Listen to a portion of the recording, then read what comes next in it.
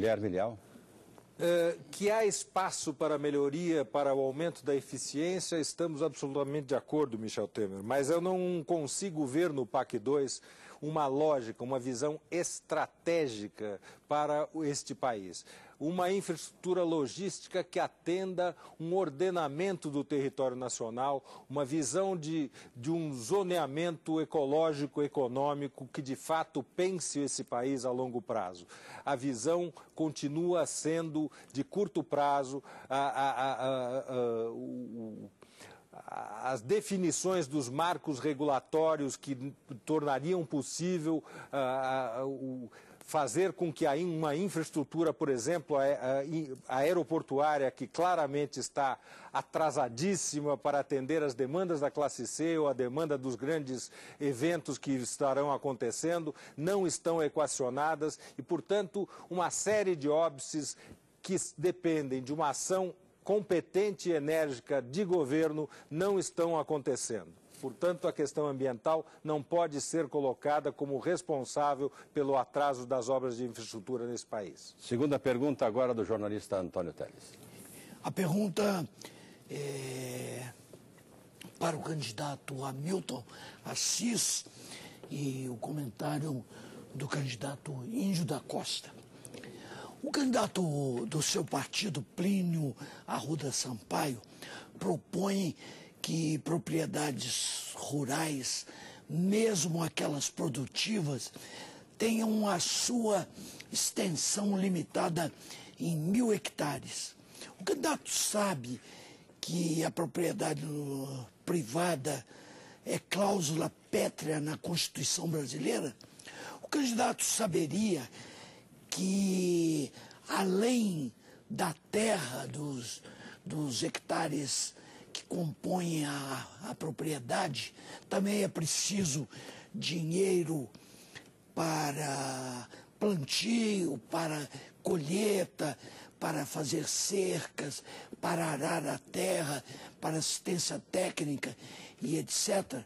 Esse aparente desconhecimento das questões da reforma agrária, de fato, não contribui para que a reforma agrária se inviabilize no Brasil de maneira séria? Se inviabilize ou inviabilize? Se viabilize de maneira séria. Certo. Primeiro, né, esta não é uma proposta do PSOL. O PSOL incorporou essa proposta como uma proposta do movimento social. É o movimento social que está colocando esse debate. O MST, a Pastoral da Terra, a CNBB, foi que lançou essa campanha do plebiscito, né, pelo limite da terra no campo, em 1.000 hectares. Então, o pessoal se somou a essa bandeira, ou seja, é uma demanda da sociedade esse debate. E acho que não existe, vamos dizer assim, lei pétrea, ok? Se a gente pode fazer o debate político sobre elas. A Constituição pode ser mudada, e todos vocês aqui estão fazendo. Você não faz uma coisa para sempre, você faz uma coisa que vai se adequando e se remodelando de acordo às necessidades e às demandas e às necessidades da modernização do nosso país. Então, nesse aspecto, quando, né, no governo do PSDB, né, e também no governo do PT, quiseram modificar situações dentro da Constituição, né, não tiveram dúvida. Né, quebraram vários artigos que possibilitou a privatização das estatais, estavam aí e todos eles colaboraram com isso e não houve nenhum problema de inconstitucionalidade. O que precisa é de boa vontade, determinação política. Isso. Segundo, para a gente é importante pensar de que é necessário e é possível conseguir, vamos dizer, recurso para isso. Nós fizemos um debate anteriormente sobre a questão da dívida pública. Né, e de como os cortantes juros que nós pagamos esvaziam os cofres públicos. E ninguém fez esse debate aqui, do qual o repórter acabou colocando para a gente aqui. Então, quer dizer, isso é um fato importante, ou seja, nós somos sabedores de que é necessário um investimento profundo e que, nesse sentido, ao fazer uma auditoria da dívida, com certeza conseguiremos os recursos necessários, porque sabemos que o que se paga de juros é ilegal e é escorchante para o nosso país. Comentário de Índio da Costa.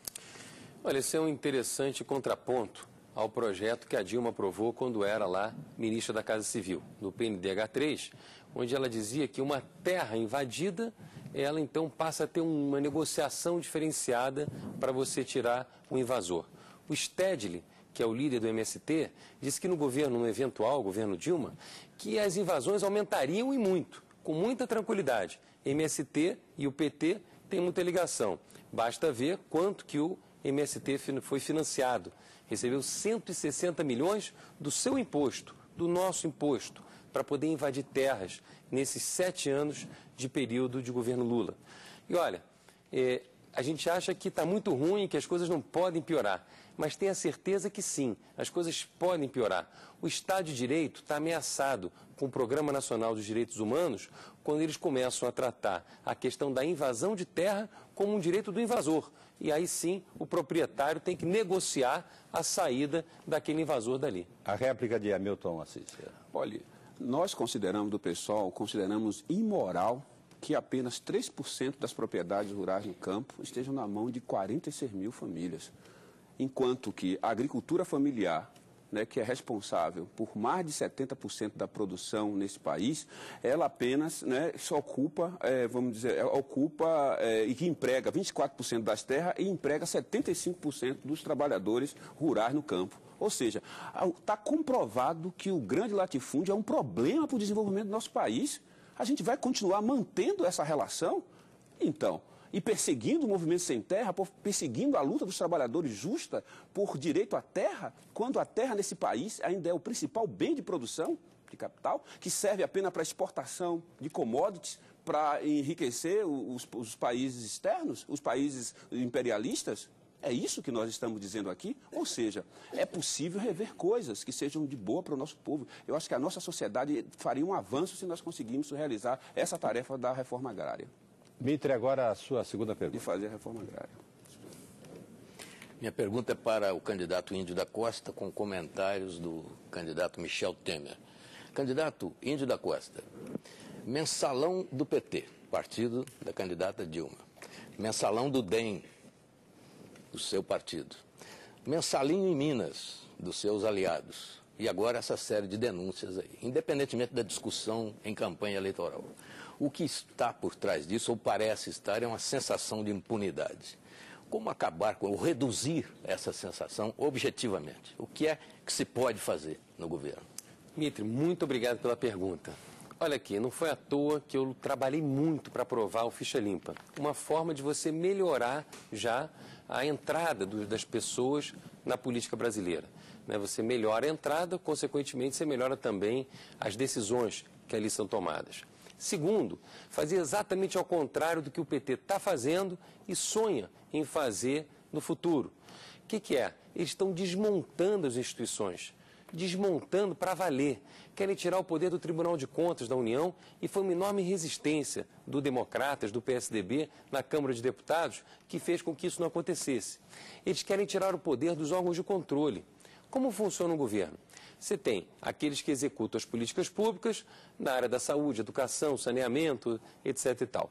De outro lado, você tem os políticos, o presidente, o governador, o prefeito, que tomam as decisões executivas. Você tem o legislativo, que está ali para dizer aonde, no macro, aonde pode e onde não pode gastar o dinheiro e fazer também a fiscalização. Agora, o Tribunal de Contas é que analisa as contas do governo. O Ministério Público, a AGU, a Advocacia Geral da União, a politização do governo nos diversos cargos, e eles falam com a maior felicidade do mundo. Nós, de fato, aparelhamos. A Dilma disse isso no discurso dela inicial, quando ela saiu do governo. Nós conseguimos aparelhar o governo. E é isso que eles querem continuar fazendo. Aparelhar o governo significa, infelizmente, pelo que a gente está vendo, roubo do dinheiro público, desvio de verba pública e, pior, desvio com o seu dinheiro, né? E além disso tudo, não sei o que é pior, uma péssima qualidade de serviços, porque coloca pessoas indicadas politicamente que não têm nenhuma qualificação gerencial e técnica e, infelizmente, também a gente tem visto que não tem qualificação moral e ética para estarem onde estão. Comentário de Michel Temer. Olha, o Mitre fez uma pergunta conceitual, né, sobre a corrupção no país. E a resposta do índio dá a impressão que só nesses últimos anos é que há corrupção, ou houve corrupção, ou suposta corrupção no país. Você sabe que a corrupção no país, Mitre, é uma coisa endêmica.